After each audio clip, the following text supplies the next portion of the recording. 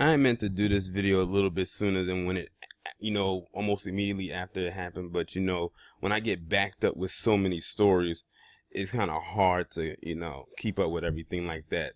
Thanks to my loyal subscribers who send me boatloads of emails daily. And I do mean a lot of them, to the point where I got to ask them, do they even go to sleep based on the hours that they send me these stories? But I wanted to talk about this incident right here involving Kyle Lowry, who plays for the Toronto Raptors, who are pretty much on the fast track to winning their first NBA championship title. And I hope they actually do win. Nothing against the Warriors, but time for a fresh face to hold that title. And who more fresher than the Raptors, since they've never been to the finals, nor have they ever won a championship in their franchise history. But anyway, it's involving Kyle Lowry and one of the minority owners for the Warriors. So this happened at Game 3 during the NBA Finals. So it was just a few days ago, where the minority owner, who you see the guy right here with this striped shirt on, shoved Kyle Lowry, and as you can see by his hand gesture. And the reason why I'm using this image is because they rarely ever use this image. They keep using this one right here that makes Kyle Lowry look like he's the aggressor, and they have to pull him off of him. He was just responding to what this guy was doing right here. And if you look at it right here, you would think that Kyle Lowry was the aggressor, but he definitely wasn't. But anyway, let me go back to this image. Sorry about that. And they're doing that for a reason, because they want to make it seem like Kyle Lowry was the one who instigated the entire thing, which he was not the one who did it. Well, anyway, his name is Mark Stevens, the minority investor into the Warriors. He ended up getting banned from the premises for 1 year and only had to pay a $500,000 fine. Mind you, this guy is most likely at billionaire status. $500,000 to him is like rain falling over the Pacific Ocean. It's literally a drop in the bucket for him. That's nothing for him to pay. He should have had to pay way more than that, because technically that was assault, and that was a bad look for him being an investor. He wasn't just a regular casual fan in the stands. This was a guy who is a minority investor, which means he has part ownership of a major NBA team, the Warriors, who is in the biggest game of the franchise right now, which is the NBA Finals. Like, that doesn't look good on anybody in the league who is in that position.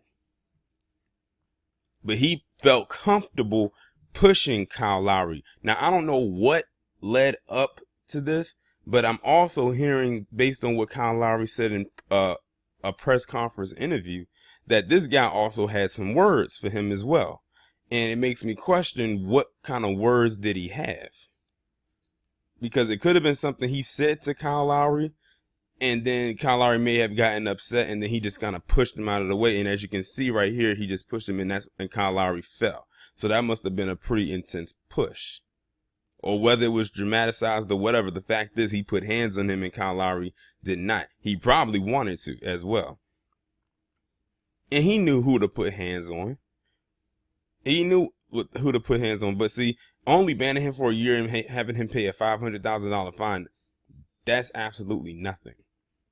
And I have to bring up something Town Biz said in his video. They didn't want another Malice at the Palace.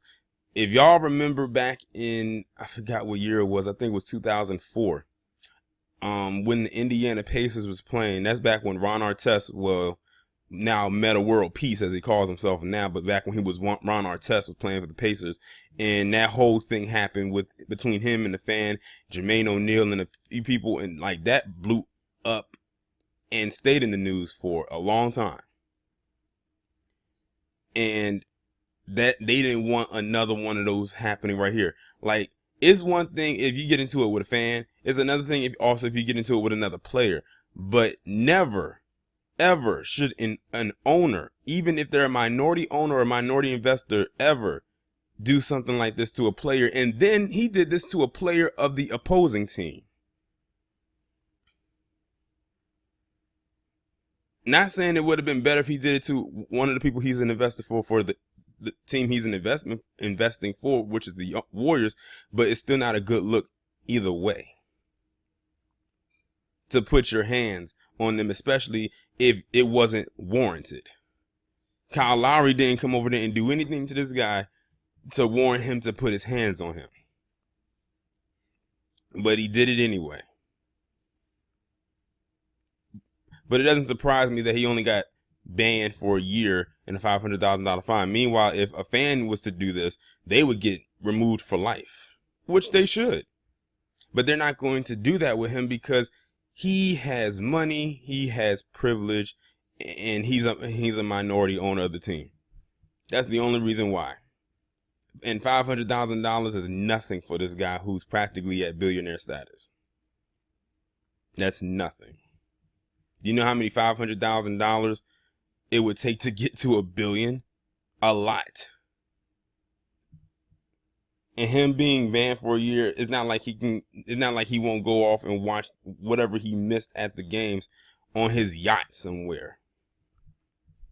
That's nothing. Now, if this was a black owner that pushed one of those players, then it probably would have been a whole different ball game, a whole different set of rules.